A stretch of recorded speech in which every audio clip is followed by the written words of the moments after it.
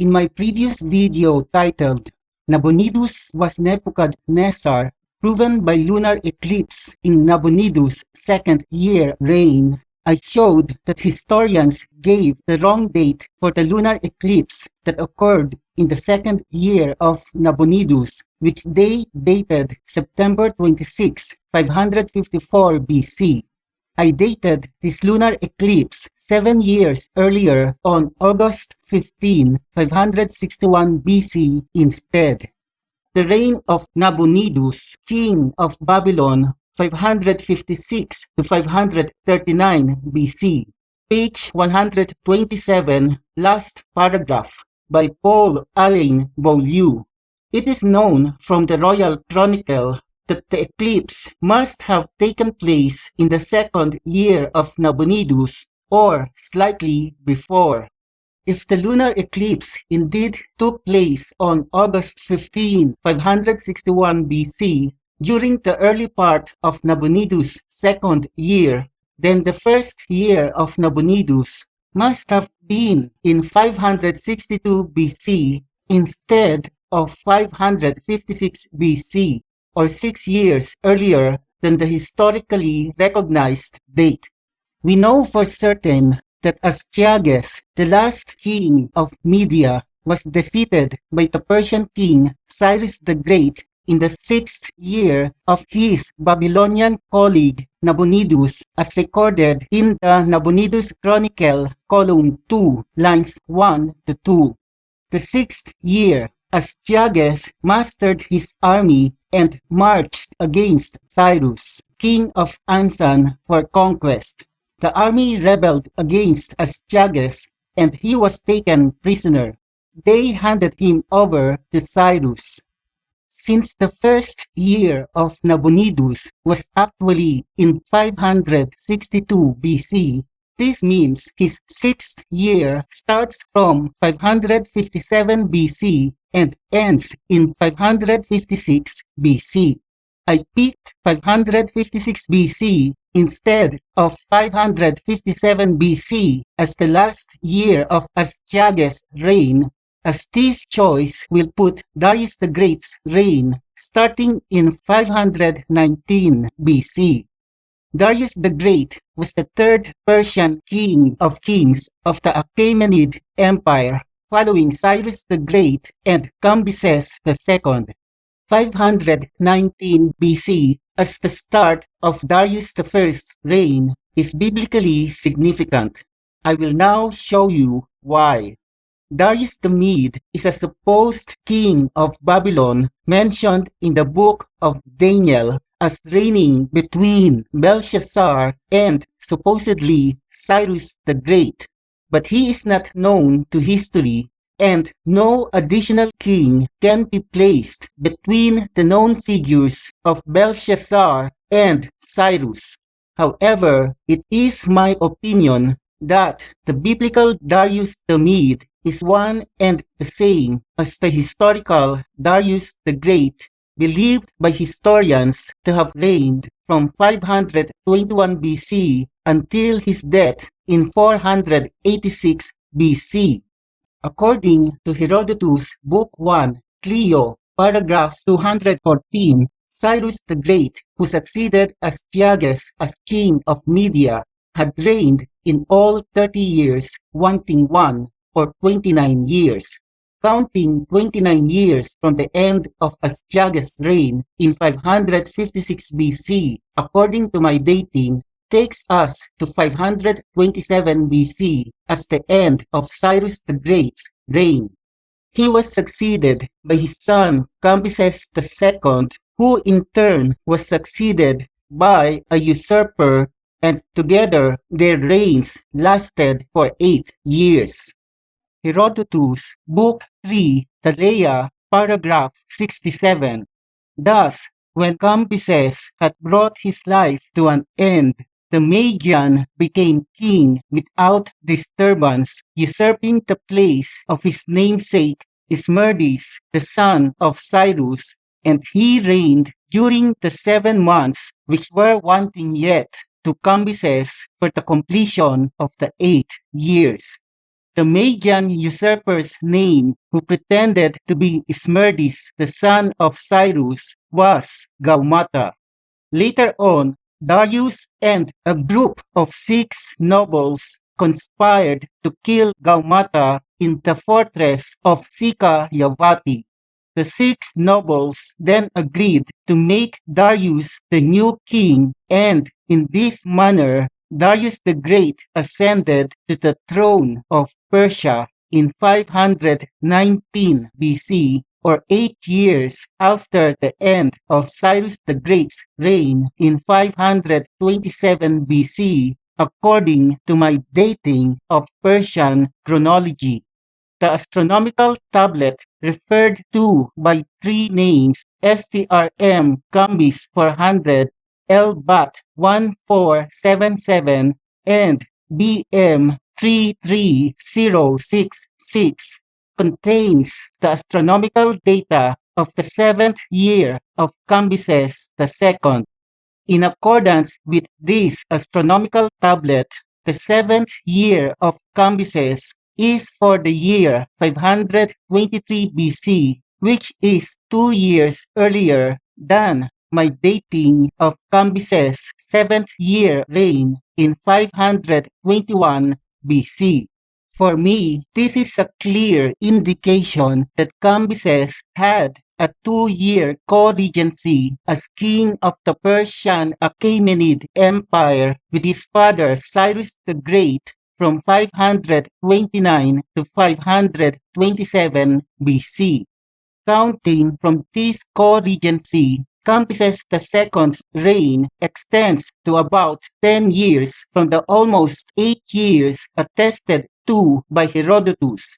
And note that the astronomical tablet did not say what was Cambyses' final year.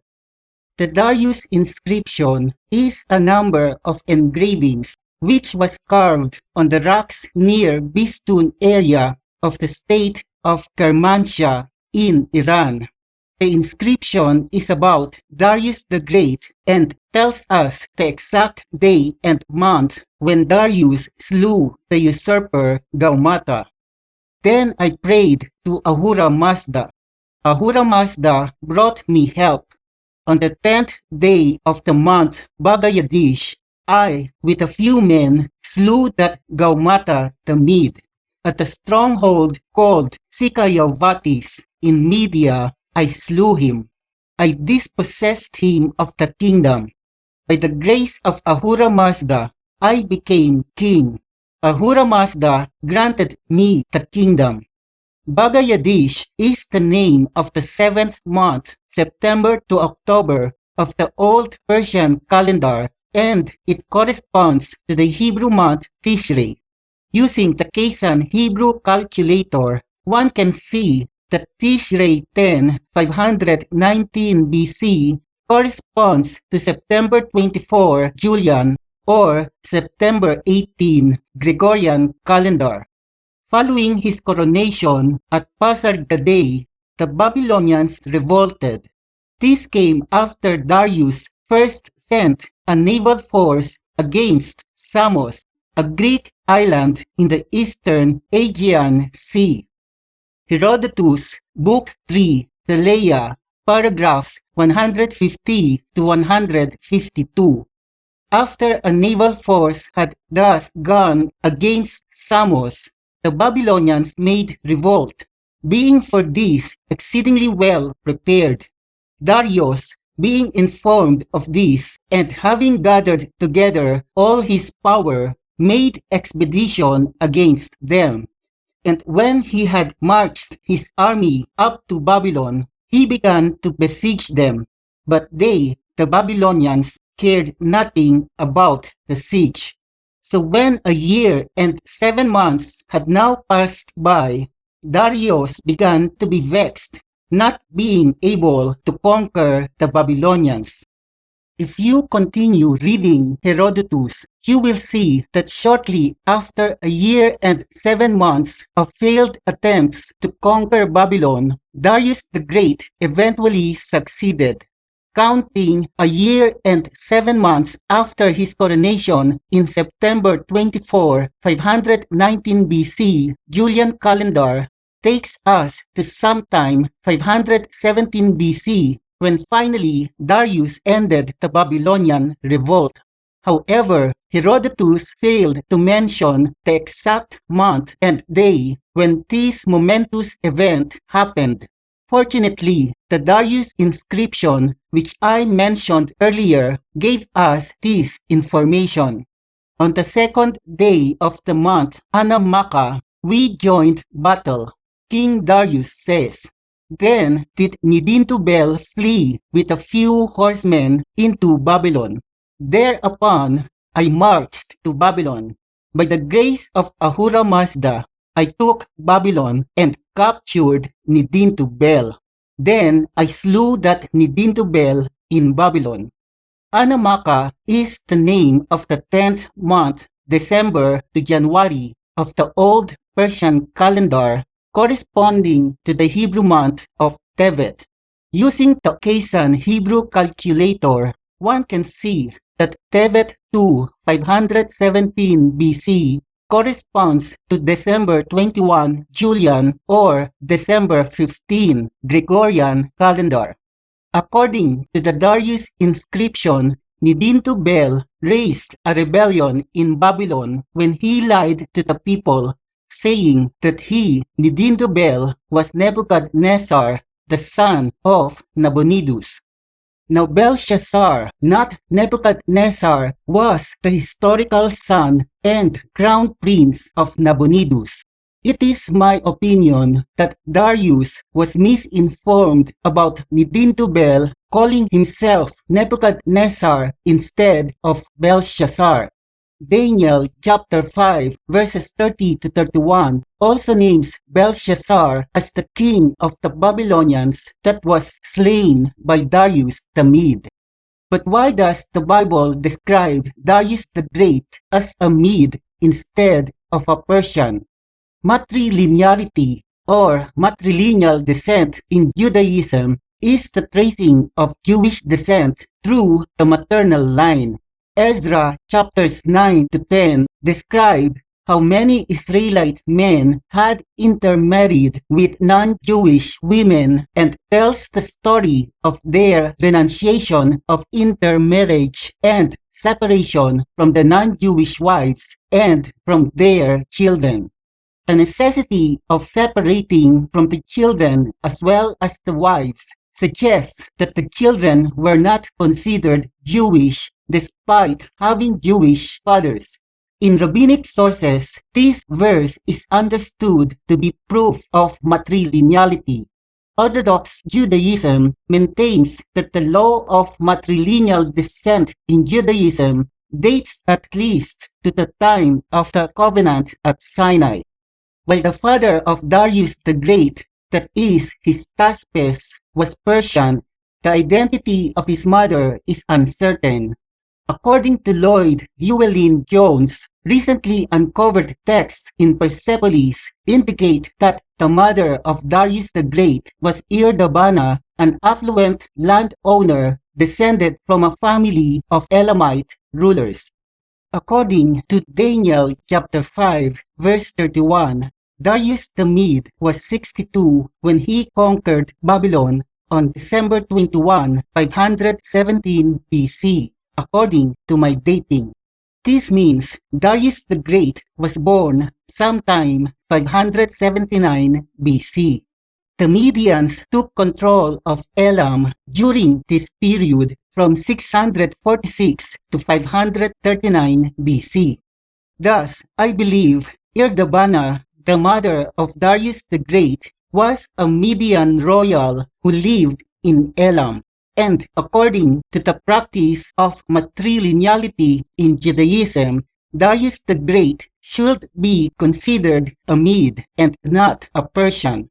Zopyrus was a Persian nobleman mentioned in Herodotus Histories who helped Darius the Great conquer Babylon. According to Herodotus, when Babylon revolted against the rule of Darius, Zopyrus devised a plan to regain control of the vital city. You can read the whole account on Herodotus, Book 3, Thaleia, paragraphs 153 to 159. What I want you to take note of is how Darius rewarded Zopyrus for his important role in conquering Babylon. Herodotus, Book 3, Thaleia, paragraph 160. As for Zopyrus, in the judgment of Darius, no one of the Persians surpassed him in good service, either of those who came after or of those who had gone before, excepting Cyrus alone, for to Cyrus no man of the Persians ever yet ventured to compare himself. And Darius is said to have declared often that he would rather that Zopyrus were free from the injury than that he should have 20 Babylons added to his possession in addition to that one which he had.